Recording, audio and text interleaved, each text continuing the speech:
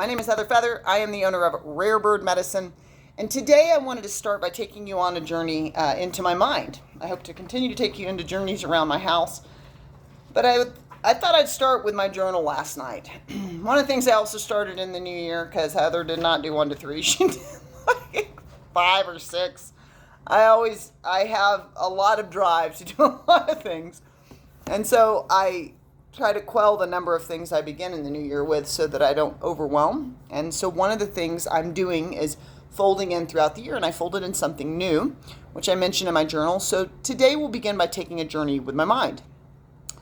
Last night I wrote before bed, "It feels good to be on the cleanse finally. As I become more disciplined, I always gain more self-respect, and I start to enjoy my life more. I'm grateful for my prosperity as I minimize my input in consumerism. I find with little, I can feel quite rich and humbled by not participating in the infernal turning over of every rock of Mother Earth's belly just looking for more. It's time to start a 10% to Divinity Holy Monies Fund. Perhaps I'll leave it all to the orphans." I folded in lemon water, kitchery, spearmint tea, journaling, A Course in Miracles, daily videos, and it's January 2nd. I'll start Qigong or yoga in the morning, so I start moving at least 15 to 30 minutes each day. I have so many classes and textbooks to create that it boggles the mind. I envisioned a Power Animal to Deity reference book, a huge cross-reference guide, in fact, that connects the dots on the ally spirit systems, if you will. I drew the Kundalini Serpent card from my Wicca deck for the coming year, and it specified 3 deities tied to Snake Totem, so that deck inspired the idea. I need to order the RBM, or Rare Bird Medicine, wax seal for graduate certifications for the apprentices. What magic awaits? So if you don't know, it is, as reported by the Akashic Records and my own heart, my destiny to create a Hogwarts of sorts, or a magical college, a quantum magical college, and it is written. The Akashic Record says, "It is written, it is my destiny, it is what I'll do." So if you're interested in participating in a magical college, stay tuned. You can always subscribe to Rare Bird Medicine on YouTube. Also like and comment there. I'd love to hear your thoughts. One of the things I want to point to in this journal is that I'm talking about, first of all, I've committed to journaling every night to express my gratitudes and also to acknowledge myself for what I'm accomplishing. I have so many visions for what I want to activate in this year, and so I try to give myself a minimum number and then focus on that and fold in. And today I folded in Birdie Yoga. I have YouTube on my smart TV. I go over, I pull up Birdie Yoga, or I pull up Yoqi, Y-O-Q-I, and I do Qigong videos. There's a Qigong for love, for self-love, that I really love, that's about 25 minutes long. I've had my lemon water. I'm doing my celery juice from Medical Medium. I got my French press going because Heather loves coffee.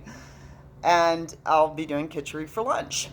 So if you haven't started some type of cleanse post-holiday eating, you can do that now. You don't have to do it January 1st. If you haven't started A Course in Miracles, you don't have to start January 1st. There are 365 lessons. Most people, the year they begin ACIM, will not do a full year of it. So feel free to join in on any of these practices with me. One of the things I want to talk about is discipline. Because at each new year, it's easier and easier for me to fold in discipline. If you have 5 in your numerology, so if your date of birth, if you add digit to digit to digit, and that adds down to a single digit of 5, or if, like me, you're born on the 23rd, 2 plus 3 is 5, or if you're born on the 5th, or if you're born on the 14th, you have 5 in the pillars of your numerology, and 5 is freedom and discipline. And 5 spirits tend to think they're free when they do whatever they want. I'm going to eat all my Halloween candy and jump on the bed. And then they wake up with a tummy ache and no candy to eat for the rest of the year. And so it's the learning as a child, if I be disciplined, I can have 2 pieces of candy every night for several months and not have tummy ache. If I be disciplined with yoga, 7 out of 8 of the pillars of yoga actually are meant to aid the individual to going within the inner temple, which is an active teaching from Yeshua ben Joseph, Jesus the Christed one, from Gautama the Buddha, from many, many, many masters of this earth, is to go within. The temple lies within. And so, if I practice yoga every day, if I have a disagreement, I'm going to be quicker to find the breath. I'm going to be quicker to quell the nervous system and to calm the self and to go within and to get centered before I speak, to be more active about how I react rather than just instantly reactive. If I want to be an artist or a painter, then I should be painting every day. painting once a week. I can't paint once a year and be a very productive artist, or even expand my gifts and talents by seeing what happens over time through a lot of activation of the talents, right? So one of the things I want to talk about is discipline. We have 1,000,010 excuses as to why we can't. And it's normative in the modern age to use those excuses. I work hard, therefore I should have alcohol. I work hard, therefore I should have this, I've earned this pizza. It's like, it doesn't actually logically make sense. I work hard, therefore I should destroy my temple. It doesn't mean you should never have pizza. It doesn't mean, Heather's gluten-free. Gluten does not agree with me, but some points throughout the year, I'll have pizza with gluten. Just because with my freedom and discipline, there's no hard and fast rule other than serving divinity that I'm super, super committed to, because it can become its own little pretentious stance to stand upon. So I tend to shake myself out of my own box pretty often.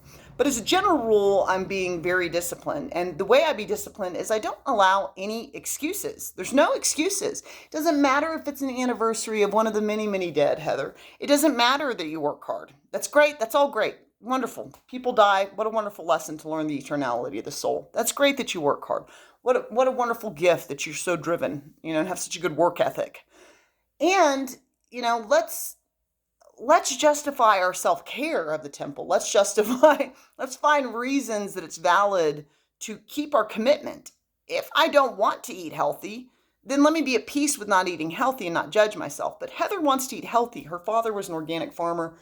I understand the value of honoring my temple to the grave, because I'm going to carry this flesh sack with me the whole way there. So the way I do that is there are points in my life that no is not an option. I was talking to my very wise brother, and he's my advisor on all things financial, because he is somebody that is well versed in the physical world. His sister Heather Feather has spent her life well versed in the spiritual world. He's my advisor on the material world. And he told me, his guidance has been, and he is clear and he is quite abundant, is to always set 10% aside. Now, this is not a 10% emergency fund when you get paid. This is a 10% divinity fund.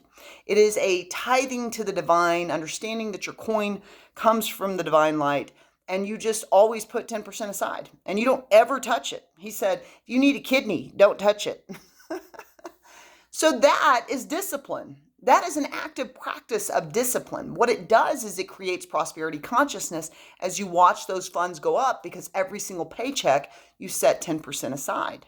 And I promise you, if you got paid 10% less, many people would make it work. Many people are very scarce, and they would still make it work if they were paid 10% less. So my invocation and invitation tip and trick today is to get disciplined and devoted to something. Perhaps it's drinking water each day. If you experience thirst, you're dehydrated. Perhaps it's doing some type of self-care with the body. If you haven't been exercising at all, perhaps it's starting a morning practice like I'm doing now of stretching the body. Perhaps it's tithing 10% of every check and being disciplined about never touching it so that you can become more prosperity-minded. If you want, you can do 15% and make 5% go into savings, but 10% to divinity and the divine awareness of how cared for you are and how prosperous and rich you are. We could consume less, which would also always, one way to get more money is to spend less. Then you'll have your money. You didn't spend it. Isn't that fun? How that works? So that math adds up. Today, for A Course in Miracles, we are on Lesson 3. I was reading the text in a cafe yesterday while I was having my oil changed. Hopefully one of these years I'll teach myself to change my oil. And the Course in Miracles text begins with 50 principles for miracles. That's how the text begins, the meaning of miracles, and it tells you the 50 principles or meanings for miracles. Number 24 is always a favorite of mine when I read it. I thought I'd share it with you today. Miracles enable you to heal the sick and raise the dead because you made sickness and death yourself and can therefore abolish both. You are a miracle, capable of creating in the likeness of your creator. Everything else is your own nightmare and does not exist. Only the creations of light are real. That In Heather Feather's book, somebody that's been reading endless texts since she was a wee babe. I've been a heavy reader my whole life. I've got quite a number of books here. Is a truth. All the nightmares are self-created. War is created by man, not God, you know?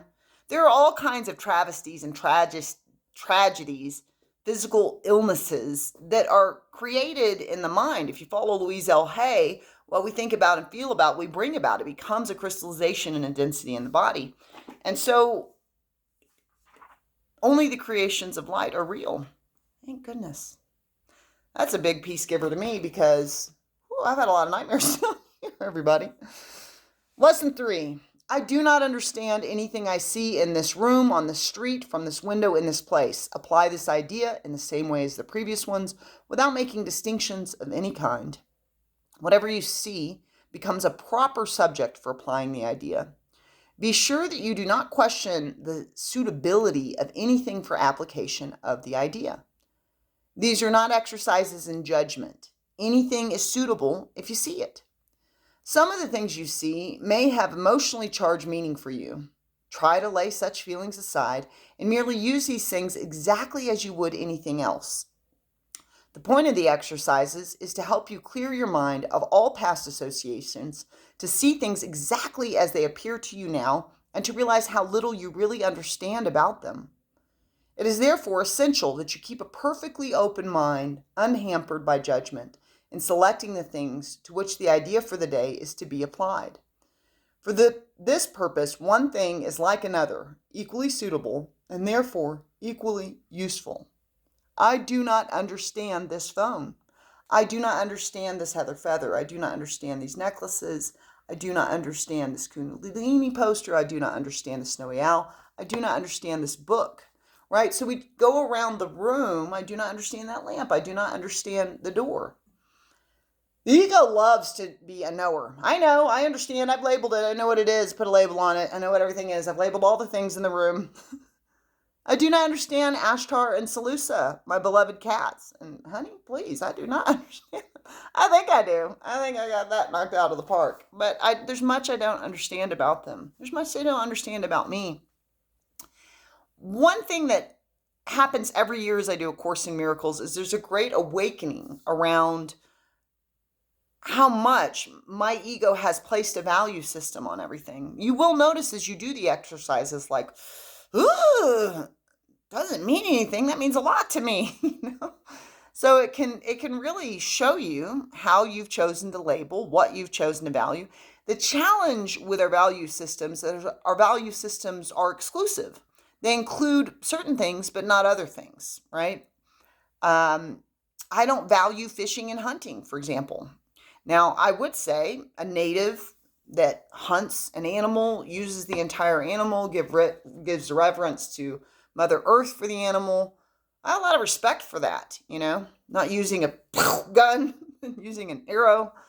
I've always had a lot of reverence and respect for that awareness. There is a component of having grass-fed, pasture-raised animals that actually helps, even though I'm vegetarian, that helps earth health. And last year I spent a large portion eating grass-fed and pasture-raised meats and eggs, and I wasn't vegetarian because I wanted before I died to support those industries to help soil health, because it makes a massive difference because the soil pulls carbon monoxide that we've put into the air through our cars into the soil uses the carbon, and it prevents things like a dust bowl. It creates healthy soil. Healthy soil is vital to overall health for humans to inhabit a planet. So all this to be said that this day, one of the things I'm thinking on, because I'm thinking on this quite a lot as I start each new year, is discipline. As I eat my khichdi and I drink my celery juice and I drink my lemon water, I think about what a grace it is to have those things. I think about people in Auschwitz. I think about people throughout the annals of time that starved to death, people that did not have access to these beautiful, simple foods that I have. And I bow in gratitude to the graciousness that Mother Earth is able to provide for me. So this is a full thing of celery I drink each day. And I'm so grateful to be able to be on this medicine path in this medicine way. Is there some way you can say yes to something that's been a no that will ultimately become a self-care, self-respect activation for you in this year? Blessed be.